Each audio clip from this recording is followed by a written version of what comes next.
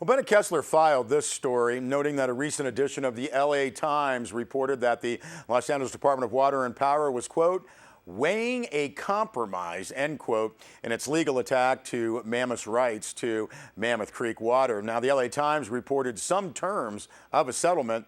It all seemed just about over. However, the deadline for settlement is Thursday, and still no deal. Now, acting general manager of Mammoth Community Water District, John Peterson, said there is not a final settlement document. He also said that attorneys from both sides would take part in a conference call Thursday with Judge James Garbolino, who was assigned to the case in Mono County Court. Now, asked if the issues were resolved or not, Manager Peterson said he could not say. He did say that the conference call would determine if the tolling agreement, which put the case on hold during settlement talks, would be continued or if litigation would start. Peterson said that if both sides are, quote, far enough along, end quote, in the settlement, the judge might continue the delay. Now, the LA Times story said that LADWP was attempting to end hostilities and that settlement of major water issues was unfolding for the Mono Basin, Mammoth Lakes, as well as the 40 acres area. Now, the story said DWP was weighing for a compromise. In return for less than $5 million, Los Angeles would drop its lawsuit and both sides would agree to never challenge each other's water rights. Now, the story also said that DWP would use the money from the water district for water-saving improvements designed to increase the flow of water in the aqueduct. Now, the Times reported that the Water District has already spent about $600,000 in legal expenses defending its own water licenses and permits granted by the state some 60 years ago. Now, the Times said the adversaries were scheduled to, quote, present the proposed settlement to a judge February 14th, end quote. Well, there is no settlement to present to the judge tomorrow, Thursday. Officials would not say if problems have developed in resolution of this legal fight. Both sides signed a confidentiality agreement while settlement talks take place. Well, there was some good news for the Mammoth Community Water District. The solar array panels at the wastewater treatment plant performed above projections. Energy generation was 110% of the projected amount, according to a press release from the Mammoth Community Water District. Now, the annual production was 90% of the annual energy consumption of the wastewater treatment plant. Annual electrical costs for the wastewater treatment plant are approximately $210,000. Now, the press release states that the one-year financial review included in the report projects a positive cumulative savings in the 11th year of operation with a $4 million cumulative savings over 25 years of operation. And you can see more on that story. Check out our website, sierrawave.net.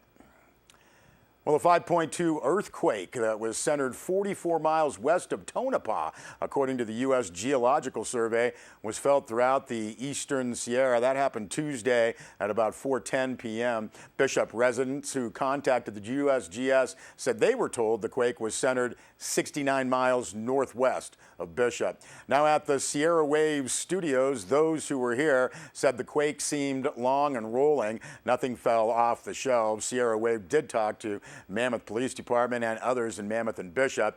Everyone who Sierra Wave Media talked to said they felt the quake, but again, no damage of any kind reported. Sierra Wave Media also talked to someone at the Station Casino in Tonopah, and she said the staff there felt nothing. At Northern Inyo Hospital in Bishop, where 250-foot-long foundation pylons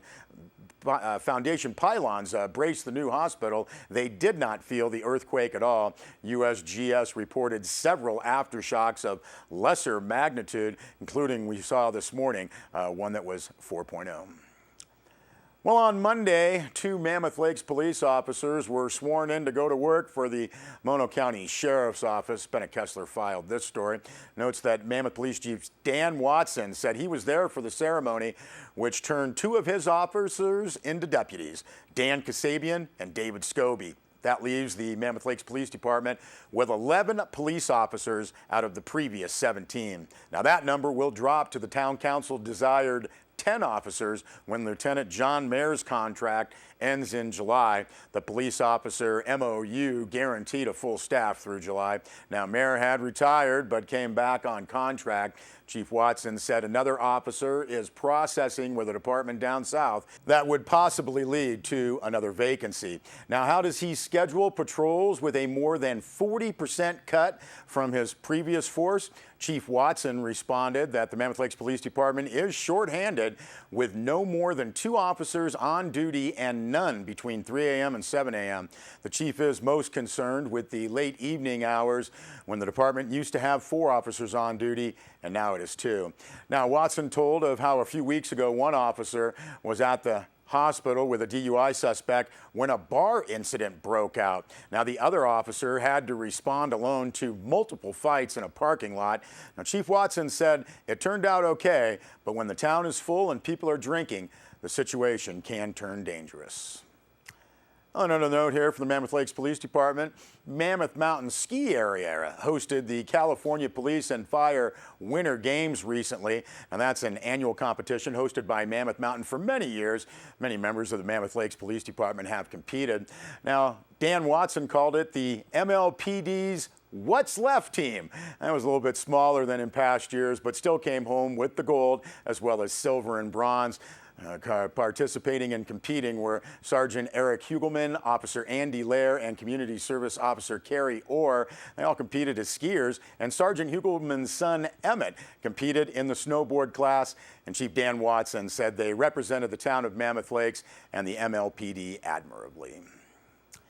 Well, Bennett Kessler filed this story. Still no arrests in the theft and vandalism of ancient petroglyphs near Bishop, and Bureau of Land Management officials still will not say exactly where the recovered petroglyphs are now and where they were found. Now, Bernadette Lovato, BLM Field Office Manager in Bishop, said investigators to continue to work on leads. She said because this is an ongoing investigation, she could not reveal any other details. Now, reports had indicated that an anonymous letter revealed the location of the petroglyphs that were stolen back in November. Lovato said that she could not say anything except that an anonymous tip led to the discovery of the petroglyphs. Said Lovato, I cannot disclose where they were discovered or where they are right now. We have to preserve the integrity of the investigation. She did say that the BLM really needs the public's help now. She said, quote, we believe there are individuals here who have knowledge of this act. We need specific information, end quote. Now, anyone with information can call anonymously either of the 2 BLM investigators on this case, and that is 760-937-0657 or 760-937-0301. Lovato had earlier said that the reward funds totaling $9,000 have been donated or pledged for information leading to the conviction of those responsible. It was back in mid-November when BLM revealed that someone had used ladders, generators, and power saws to cut out and remove rock art at 5 locations, leaving many other artworks damaged. Now, the petroglyphs represent activities that occurred at the site during the past 3,500 years, according to the BLM. We'll be back with a weather report.